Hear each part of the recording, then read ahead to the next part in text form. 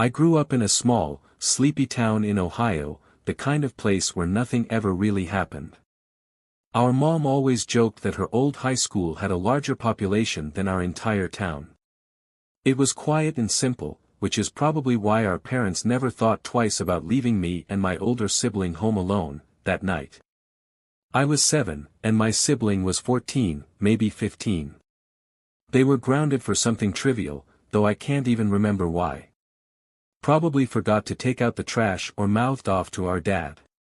Either way, as punishment, our dad locked both the house phone and their cell phone in his gun safe before heading out.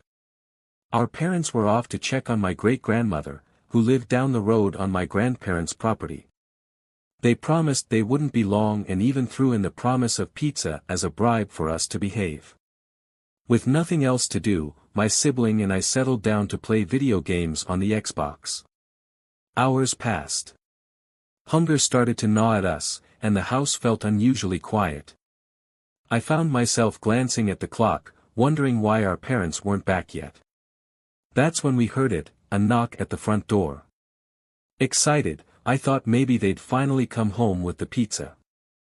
I jumped up and raced to the door, but when I peered through the window, it wasn't our parents standing outside. It was a man. He was tall, thin, and scruffy, with black hair and stubble on his face. He looked to be in his mid-40s, way older than anyone who would usually hang around our town. Most unsettling of all, I'd never seen him before, and in a town like ours, that was rare. Everyone knew everyone here. I froze, confused and uneasy, and instinctively raised a finger, signaling 1 second. Then, I quickly shut the curtain. When I turned around, my sibling was standing behind me, pale as a ghost. Before either of us could speak, the knocking suddenly turned into pounding. The entire door rattled as the man grabbed the handle and yanked on it with an urgency that made my stomach churn. The sound echoed through the house, each bang louder than the last. "Come on," my sibling whispered, grabbing my arm and pulling me toward the kitchen. They moved fast, yanking open a drawer and fumbling for a knife.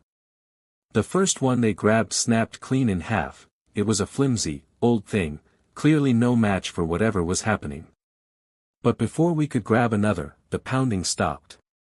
For a moment, there was silence. We didn't dare breathe. Then we heard it, slow, deliberate footsteps moving around the side of the house. My sibling motioned for me to follow as they crept toward the back door. They peeked through the curtain, just in time to see the man trying to open it. Their face turned grim as they locked the door. I watched them double-check it twice before dragging me toward the stairs. "Go," they whispered, their voice tight with fear. As we scrambled upstairs, I couldn't stop shaking. The footsteps followed us, this time pounding on the windows. Every time we passed one, he was there, staring in with dark, unblinking eyes. We reached our room and locked the door, piling furniture in front of it as a barricade. My sibling motioned for me to hide under the bed. I crawled in, my heart thundering in my chest, and watched as they stood in the center of the room, clutching a pocket knife which they got from off their bedside table. For a moment, everything was still. The only sound was the faint hum of the air conditioning. Then, from somewhere in the house, the sound of breaking glass pierced the silence. My sibling whispered for me to stay quiet. I nodded, too scared to make a sound, even as tears welled in my eyes. Minutes crawled by, feeling like hours. Footsteps echoed downstairs, slow and deliberate. I was so scared all I could do was close my eyes. I did not want to see what was going to happen next. We could hear the man's footsteps walking around our house and opening doors. It was only a matter of time before he would find us. We could hear the man's footsteps getting closer. I was just about to shout, "Get out and leave us alone."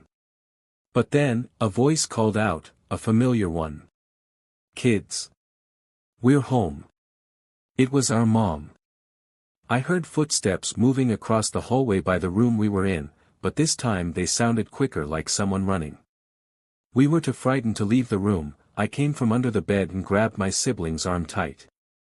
Again our mom said kids were home. Still we were frozen to the spot. Our mom came up to our room still holding the pizza boxes, her face twisting in confusion when she saw us huddled standing in the middle of the room. "What are you two doing there?" she asked, setting the pizzas down on the bed. We stood shakily, still clutching each other. My sibling was still holding the pocket knife, their knuckles white around the handle. I tried to explain, but the words tumbled out of me in a panicked mess. My siblings stepped in, their voice steady but urgent as they described the man who had pounded on the door and tried to get inside. My mom stared at us for a moment, then laughed, a sound that felt completely out of place. "Oh, that guy. Your dad's outside talking to him. He's a mechanic. He said he was asking about the old car in the driveway." My sibling and I exchanged a glance, our fear now replaced with unease. The car. The one that hadn't been driven in years and didn't even have a "for sale" sign on it. Why would anyone show up so late at night to ask about it? Our doubt must have been obvious because my mom gave us both reassuring hugs and added, "He didn't mean to scare you. He said he was sorry.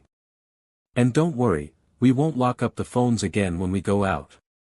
We sat at the table that night, eating pizza in silence.